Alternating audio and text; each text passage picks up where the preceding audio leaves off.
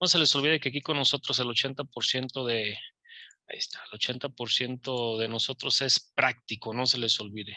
80% es práctico. Siempre que se viene el curso, siempre se les encarga que traigan su multímetro, su cautín, pasta, soldadura y computadoras para empezar a trabajar y empiecen a hacer sus reparaciones. Y por qué no, también, ¿listo? Estamos haciendo unos ajustitos por aquí, ahí estamos, ahora sí, listo. Aquí estamos ahora sí al 100%. Pues aquí está, señores, este es el curso que vamos a ver dentro de los temas que vamos a estar trabajando directamente aquí nosotros. Aquí los tienen, son los temas, lo que es la electrónica. Y llámese electrónica básica, electrónica avanzada, como ustedes lo quieran trabajar. ¿Por qué? Porque hay veces que nos ha tocado que algunos compañeros apenas van iniciando, son mecánicos, son eléctricos y no tienen ni la más remota idea de lo que es la electrónica. Otros, con todo respeto, ya andan muy avanzados, ya se dedican de lleno a todo este show de reparación de computadoras, pero este curso se basa, el principio de nosotros es desde abajo. Si vienes como mecánico, como eléctrico y quieres incursionar en esto de la reparación de computadoras, nosotros les enseñamos todo. Desde la fuente de poder, etapas de potencia, las fallas típicas, salidas de inyectores, salidas de bobinas, componentes en general, reemplazos. Ojo, reemplazos. Aquí en el curso se les enseña a cómo acondicionar ciertos transistores, ciertos componentes que hacen la misma función, pero con la pequeña diferencia que los costos, o sea, las refacciones que vamos a conseguir o los tips que les vamos a pasar o los reemplazos son componentes que venden en cualquier tiendita de electrónica. Aquí son muy buenos, se llevan muchos tips los compañeros, sobre todo de que van iniciando, y los que ya están bien avanzados a veces se llevan muy buenos tips de ciertos reemplazos que son comúnmente conocidos y fácil de conseguir en cualquier tienda electrónica. Entonces se llevan este gran tip, ¿no? Componentes generales, reemplazos, sistemas SVEC, PCM y NGC, ¿sí? Conectores negros, grises para las computadoras del Neon, del Stratus, de las Caravan, ¿sí? Locación de componentes, y vemos un poco de memoria C, pero no es donde viene a guardar la información del número BIN y el número PIN, perdón. Número de identificación personal, que es el PIN, que es el Smart Key, donde viene la clave de los inmovilizadores, y lo que viene siendo el BIN. Se les enseña a trabajar con ciertos equipos aquí, desde un simple UPA hasta ya equipos más avanzados de cómo leer y cómo borrar las memorias.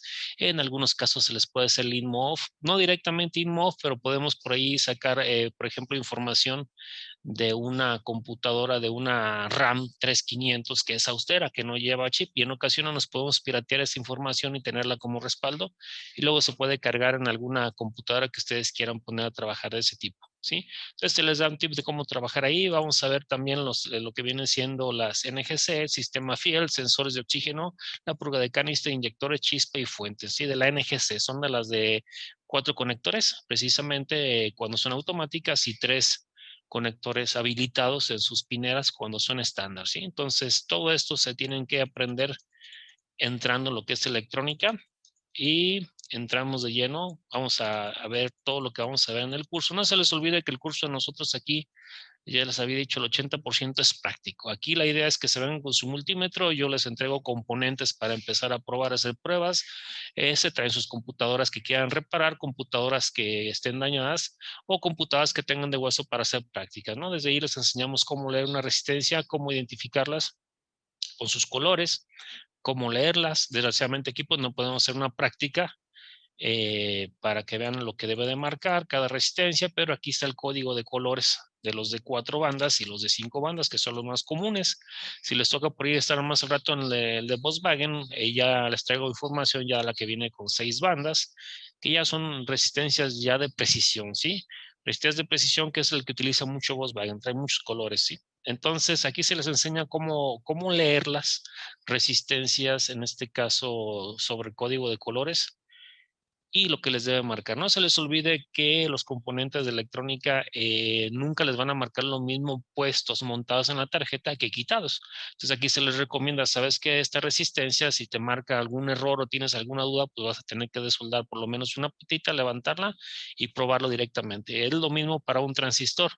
Un transistor, incluso cuando tiene temperatura, nos va a mentir un poquito. Entonces siempre hay que probarlo frío y de preferencia desmontado.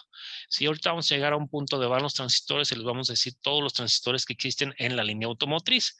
En el mercado, en electrónica, se puede decir que hay 20, 25 tipos de transistores diferentes. La electrónica automotriz únicamente utiliza 4 tipos de transistores. Más adelantito les voy a decir, ¿no? Aquí están las resistencias, que son las de colores, código de bandas y de líneas de colores, y vamos a ver las resistencias de SMT o SMD, dependiendo cómo lo quieran decir. Dispositivo de montaje superficial o tecnología de montaje superficial. Aquí les decimos cómo leerlas igual. Yo aquí les puedo decir un ejemplo, por ejemplo, este que tenemos aquí, el 4R7. En total, 4R es un punto, ¿sí? El R nos dice que es la unidad de medida. Puede ser un símbolo de ohms o una R. Entonces aquí nos dice el total 4.7 ohms. Si fuera esta que está aquí de 223, yo aquí les puedo decir el 2 se pasa directo, el 2 se pasa directo y el 3 es la cantidad de ceros que le voy a agregar a mi valor. ¿Qué quiere decir esto? Que es de 22,000 ohms. Lo que sigue es, después de que ustedes hayan hecho la lectura en físico, hayan leído o así la leyenda del componente, tienen que medirla con su multímetro. No se les olvide que si tienen alguna duda con el componente montado, tienen que desoldarlo y probarlo por fuera, ¿sí? Son ejemplos que tenemos aquí. Las dimensiones de las resistencias, yo aquí les paso el tip de cómo pueden pedirlas en el mercado en caso de que las ocupen. Ahí están las medidas, aquí está el tipo de resistencia de montaje superficial, nos vamos a encontrar la normal y uno que es un encapsulado, un DIP de 4 resistencias en un paquetito, ¿sí? Entonces, aquí está la regla o las medidas de las resistencias dependiendo del tamaño de su resistencia, las dimensiones. Aquí están las dimensiones en pulgadas, en milímetros y la potencia que vamos a trabajar, ¿sí? En todo caso, si ustedes quieren pedir algún puño de resistencias al mercado exterior, China, a Estados Unidos, pues aquí tienen que saber qué dimensiones tiene su componente. Y el tamaño es el que nos dice el watt de cada resistencia. Cuando ustedes piden, por ejemplo, la 2010, sabes que yo ocupo 100 resistencias de 100 ohms, por decirlo así, y me lo vas a dar en el encapsulado 2010. El 2010 nos dice en milímetros cuánto mide de ancho por alto y en la cantidad de watts, ¿sí? Los watts es el tamaño, no se les olvide. Mientras más altos sean los watts, es más robusta la resistencia, ¿sí? Por ejemplo, vamos a un ejemplo básico que viene siendo la Forescape. No la estamos viendo ahorita en Chrysler, pero la de Forescape aquí está.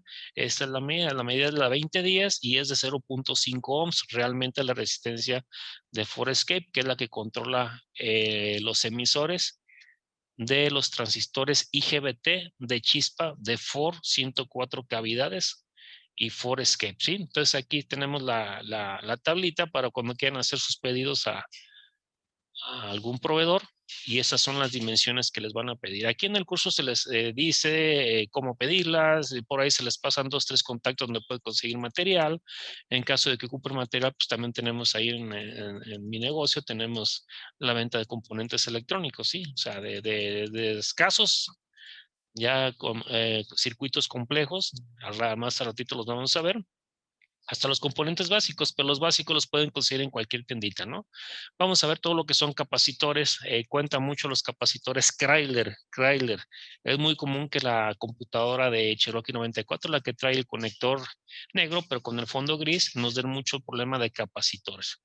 No se les olvide que en Chrysler un capacitor modelo 94, como les dijimos del Cherokee, cuando tenemos los capacitores dañados, escurridos o su electrolito ya no está funcionando como debe de ser, empieza a parpadear los relevadores de ASD y bomba, empiezan a trabajar el foquito del check engine, está destellando, no se queda fijo, el vehículo no quiere encender, y cuando llega a encender le va a quedar muy gastón de gasolina, va a hacer los cambios retrasados, y esta falla es muy común en un capacitor de Chrysler, que son los electrolíticos, son los de Tambito que conocemos por ahí.